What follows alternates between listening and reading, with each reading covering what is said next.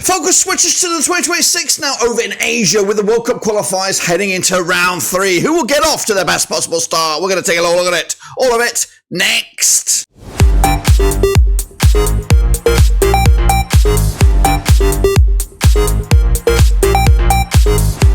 That's right, folks, back once again with another video. Today, we're heading to Asia with the World Cup qualification round returns with, of course, countries hoping to get closer to USA, Mexico, Canada 2026. Who will get off to the best possible start? We'll get into all of that and more in a second. If you do, where you been? Smash your subscribe button. You want to stop shop for World Cup qualifiers right here under one Ruski. We got some big boys in action. Japan, Saudi Arabia, Team Melia, of course, are back at it. Who, of course, will get of course, to the first possible win. We'll see all of that and more in a second. Big shout out to the VIPs. They are the patrons. You know who you are. And again, if you do, hit the old subscribe. Now, before we take a look at match day number 1, now, before we jump into the video, something brand new to the channel. And what is it? It's the join button. That's right. We've gone there. Memberships. That's right. We've opened up the floodgates to members, so you can now join and support the channel in another way. We have our first member, so a big shout out to him. But you can also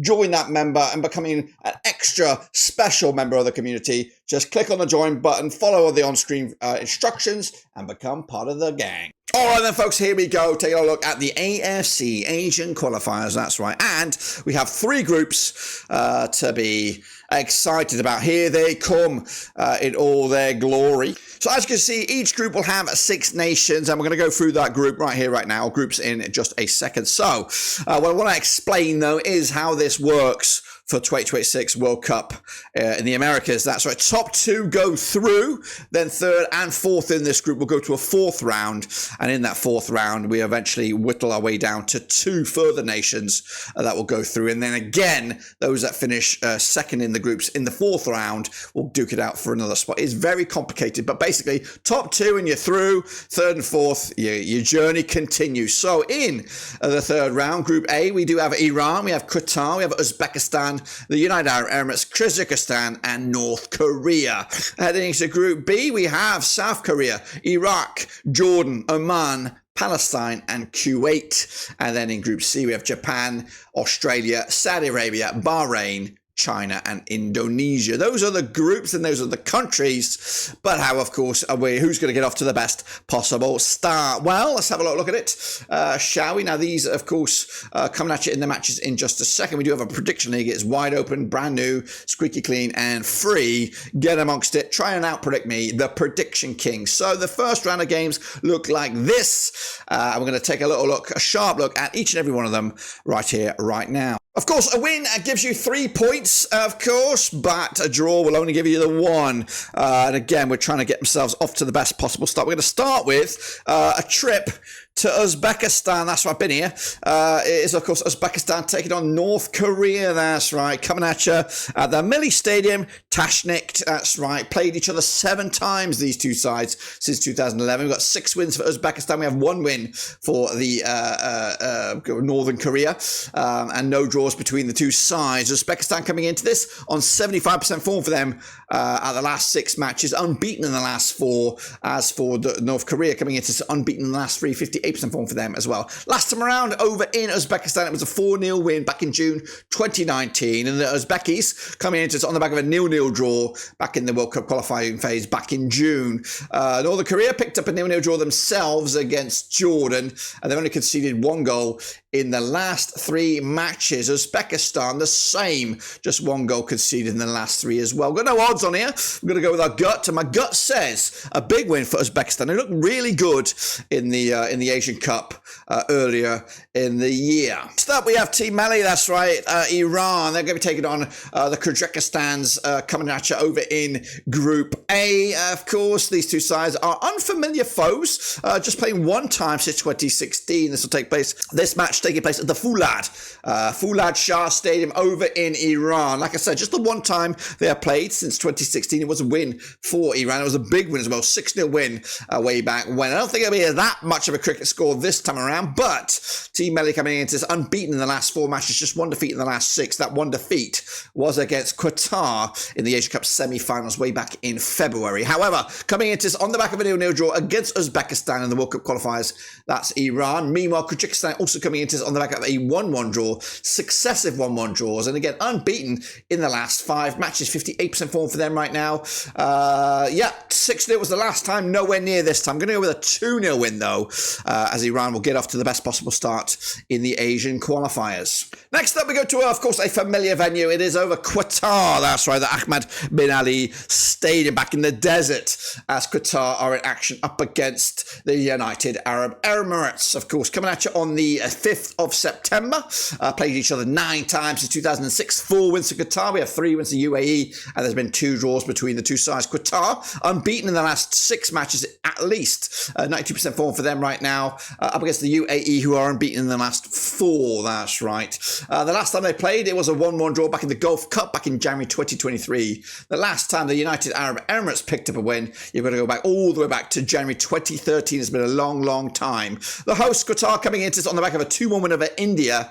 As for UAE, they did play Bahrain in a 1-1 draw back in June. Got no odds on this one, but you realistically got to back the host here. We are going to back. Oh my God, I'm going for a curveball. Wow, I didn't even see that coming. Going with a 2-2 draw. Qatar taking a point. UAE taking 1 as well. Let's head on over to South Korea. That's right, as they take on Palestine, of course, over in the Asian Cup qualifiers. This match taking place in Group B. Korea have actually played against Palestine just the one time since 2010, and we'll talk about that in a minute. They're coming into on 75% form right now. Of course, Jurgen Klinsmann, no more. Palestine, though, coming into on 58% form for them right now, but back-to-back games without a win. That one and only match between these two sides was back in November 2010. It was a 3-0 win for Korea in the Asian Games way back when. Korea, 75% form for them right now, 3 wins on the bounce, including wins over Thailand, Singapore, and China. They haven't conceded a goal since a 1-1 draw against Thailand back in March 2024. Meanwhile, Palestine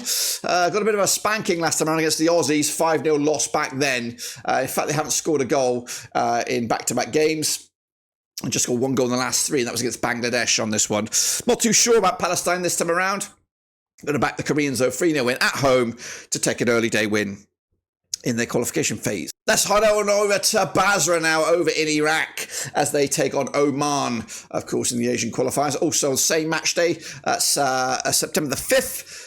Iraq coming at you on a good bit of run right now, just 1 defeat in the last 6, 83% form for them right now, up against Oman, who are unbeaten in at least the last 6, however, drawing 3 of those last 6. These two sides are familiar foes, having played 13 times since 2006, 3 wins apiece and 7 draws. The most recent match was in the Gulf Cup knockout stage back in January 2023. Iraq came out on top with a 3-2 win after extra time. Oman's last victory was a penalty shootout, I think, back in September 2022. Iraq with a 3-1 win over Vietnam. For them, their last defeat was against Jordan. It was a surprise defeat in the Asian Cup back in January 2024. Oman's last defeat was a 2-1 loss to the Saudis way back in January 2024. Tough one, this one, but I am going to back. Whoa, I'm going with a curveball. Oman. I don't really like that. I think I really want to change that, having looked at Iraq's form.